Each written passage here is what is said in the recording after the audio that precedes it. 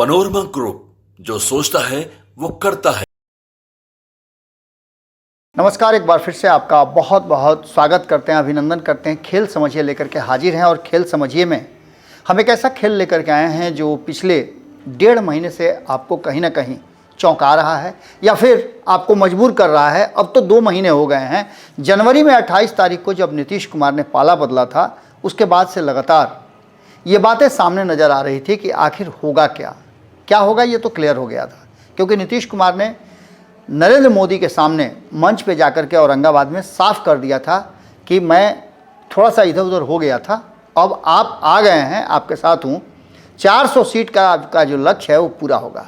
तो क्या नीतीश कुमार का दावा इतना मजबूत है और इस दावे में इतना दम है कि बिहार की 40 सीटें जिता करके वो दे देंगे? 2019 में ऐसा हुआ था, लेकिन 2024 में परिस्थितियां बहुत अलग बदली हैं। इसलिए कि 10 साल सरकार चलाते हुए नरेंद्र मोदी को हो गया, बहुत सारे पक्ष विपक्ष हैं, इस बीच में बहुत सारी ऐसी बातें सामने हो गई हैं, इसी बीच में जातीय जनगणना भी हो गई है। जातीय गणना करा करके नीतीश कुमार ने ये आंकड़े सामने रख दिए हैं। अब प्रतिनिधित्व की मांग कर रही है, जिस जाति का जितना आधार है उसको डिमांड कर रही है। इन सारी बातों में कहीं ना कहीं पेंच उलझा हुआ है, लेकिन इसी पेंच में एक और पेंच उलझ गया है कि जहाँ एक तरफ महागठबंधन में अब तक न तो सीट शेयरिंग का समझौता हुआ है, न ये पता है कि किस दल को कितनी सीटों पे चुनाव लड़ाना है अपने उम्मीदवारों को, जबकि चुनाव की प्रक्रिया शुरू हो गई है। जब आप खबर देख रहे होंगे उस दिन नामांकन की अंतिम तिथि होगी पहले चरण के चुनाव की। ऐसी स्थिति में ये उलझा हुआ पेंच आखिर कह क्या रहा है?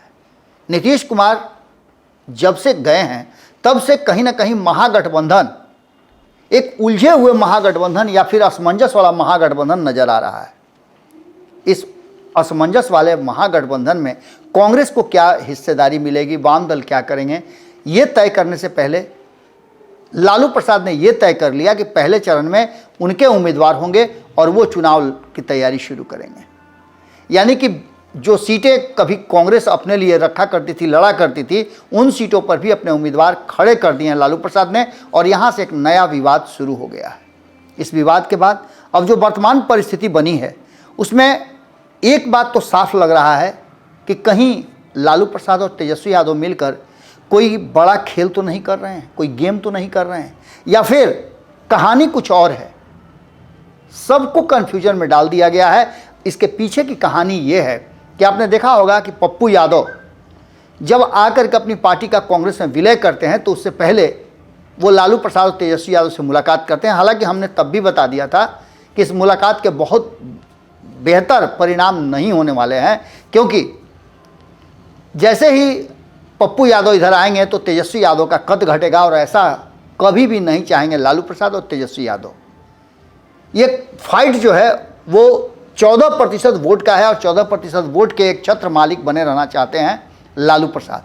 हो सकता है कि इसके असर गलत भी हो जाएं, लेकिन वर्तमान में तो जिस तरह से तेजस्वी यादव ने अपना क्रेज बनाया है, खास करके इस समाज के प्रति उनका एक अलग तरह का क्रेज बना हुआ है। युवा हैं और काम कर रहे हैं, 17 महीने की बात करके 17 साल को मात देने की तैयारी में लगे हुए हैं। लेकिन इन सब के बाद आपको बता दें कि सिर्फ यही पक्ष नहीं है। एक तरफ जहाँ ये सारी कहानियां रची जा रही हैं, वहीं इसके पीछे की कोई नई कहानी तो नहीं है क्या? जिस तरह से राष्ट्रीय जनता दल एक्ट कर रहा है उससे फायदा मिलेगा भारतीय जनता पार्टी को? क्या उम्मीदवारों के चयन में जो तेजी दिखा रहे हैं उससे बिखर जाएगा महागठबंधन, और उस बिखरे हुए महागठबंधन का फायदा एनडीए को मिलेगा? ये सारी बातें कहीं ना कहीं अधर में हैं। लेकिन इससे पहले आपको बता दें कि नीतीश कुमार ने भारतीय जनता पार्टी को बड़ा ही मजबूर कर दिया था 17 महीने में। इन 17 महीनों में क्या क्या हुआ हम आपको थोड़ा सा बताएंगे, तो इससे आपको अंदाजा हो जाएगा कि लालू प्रसाद के गेम प्लान और नीतीश कुमार के इस खेमे से उस खेमे में आने, भारतीय जनता पार्टी का डर, ये सब कुछ कैसे फ्लोर पे आया। जब ये जातीय गणना का रिपोर्ट आ रहा था, उसी बीच में कर्नाटक के चुनाव परिणाम भी आए थे। कर्नाटक के चुनाव परिणाम में हमने आपको पहले ही बताया था कि 2 गुटों की लड़ाई वहाँ है। उसमें जिस तरह से भारतीय जनता पार्टी सत्ता में रहते हुए पिछड़ गई और कांग्रेस ने वहाँ अपना सत्ता स्थापित किया, उसके बाद से ये सुगबुगाहट तेज हो गई थी कि नीतीश कुमार के अगुवाई में एक महागठबंधन, एक बड़ा गठबंधन बनेगा। बना भी, और उसने अपना असर दिखाना भी शुरू किया, क्योंकि उस मंच पे आपको याद होगा कि सभी विपक्षी दल, गैर भाजपाई दल जुटे थे। भारतीय जनता पार्टी को डर हुआ और भारतीय जनता पार्टी वहाँ से एक्शन में आ गई। इस बीच 5 राज्यों में जो चुनाव हुए थे उसमें से 3 राज्यों में भारतीय जनता पार्टी की जीत हुई और भारतीय जनता पार्टी ने कुछ हद तक अपने आप को बैलेंस किया, लेकिन बिहार में बैलेंस नहीं कर पा रही थी। यहाँ नीतीश कुमार अभी भी बड़ा टेंशन का कारण थे, क्योंकि एक तरफ जातीय गणना हो गई थी, दूसरी तरफ लालू प्रसाद के पास 33-34% वोट था, और अगर नीतीश कुमार वहाँ रहते हैं, अन्य दल वहाँ रहते हैं, तो कमज़ोर नज़र आ रहा था एनडीए। इस कमी को पूरा करने के लिए समय का चक्र चला।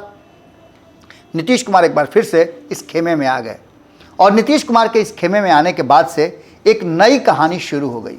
इस कहानी ने एक बात तो निश्चित रूप से किया कि भारतीय जनता पार्टी अलर्ट हो गई और अपनी रणनीति में बदलाव किया, नीतीश कुमार को अपने खेमे में ले आई।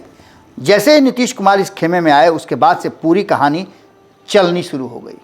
इस कहानी में एक बात तो साफ नज़र आ रही थी कि भारतीय जनता पार्टी बिना माने बाय हुक एंड क्रूक हर हाल में सत्ता तक पहुंचना चाहती है और तीसरी बार नरेंद्र मोदी को प्रधानमंत्री बनाना चाहती है। नीतीश कुमार के ऑफर को एक्सेप्ट किया, उस नीतीश कुमार को जिनके बारे में कहा जा रहा था कि यदि वो भारतीय जनता पार्टी के विरोध में रहेंगे तब भी भारतीय जनता पार्टी की जीत के आंकड़े बढ़ेंगे रहेंगे।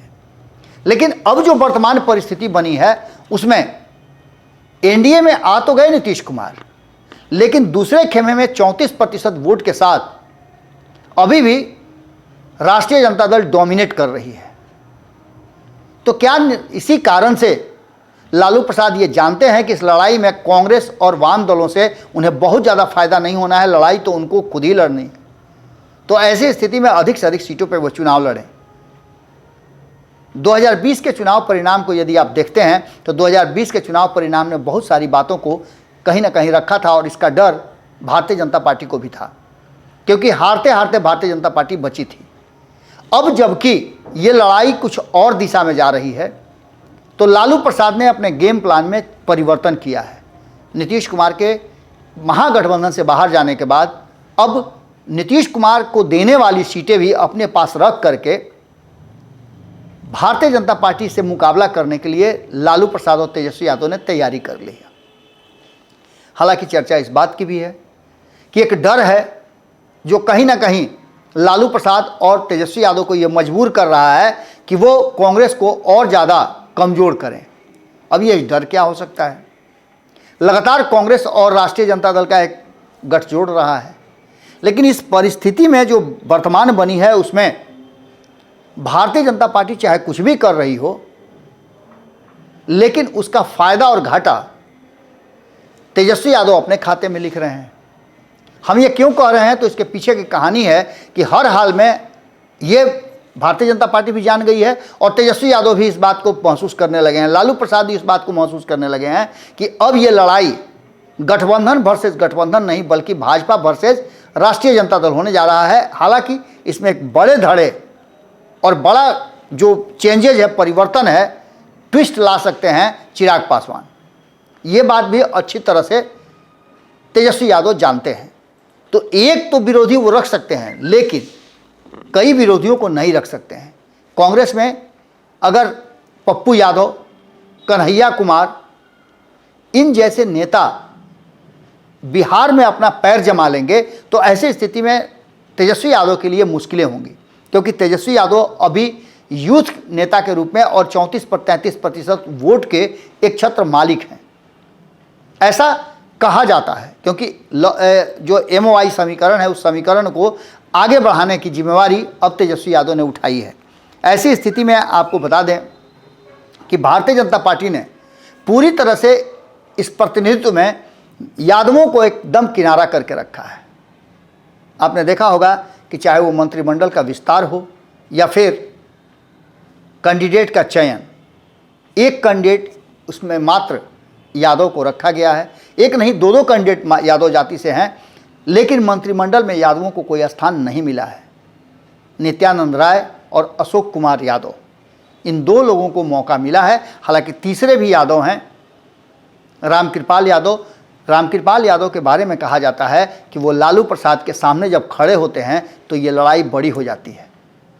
बड़ी इसलिए होती है कि कभी वो लालू प्रसाद के राइट हैंड कहे जाते थे, आज लालू प्रसाद को पाटलिपुत्रा में, यानी कहा जाए तो पटना के गढ़, राजधानी के गढ़ में खड़ा होकर के लालू प्रसाद को सीधे चैलेंज करते हैं।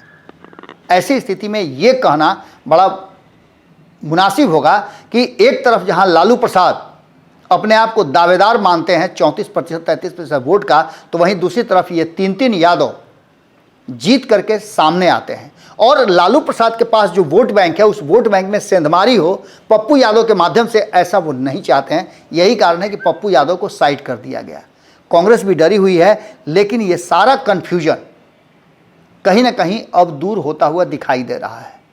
वाम दलों को सीट देने के लिए तैयार हैं, क्योंकि ये बात पता है कि वाम दल में कोई भी चुनौती तेजस्वी यादव के लिए दूर दूर तक नज़र नहीं आ रही है। लेकिन कांग्रेस में चुनौतियां बढ़ने के कारण कांग्रेस को और ज़्यादा तोड़ना या फिर झुकाना लालू प्रसाद चाहते हैं तेजस्वी यादव के आने वाले भविष्य के लिए।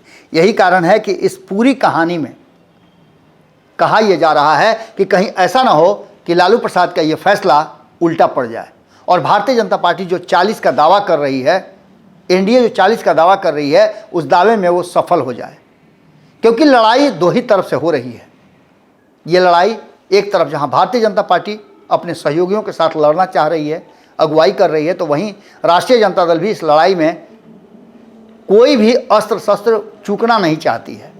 यही कारण है कि 2020 के चुनाव को अगर देखें, उसके परिणाम देखें, तो भारतीय जनता पार्टी के सामने दूर दूर तक नहीं टिकती है कांग्रेस। और यही कारण है कि 70 सीटों में मात्र 29 सीटें जीत करके 2020 के चुनाव में आई थी। जब विधानसभा में ये हाल है तो लोकसभा में आप समझ सकते हैं कि क्या स्थिति होगी।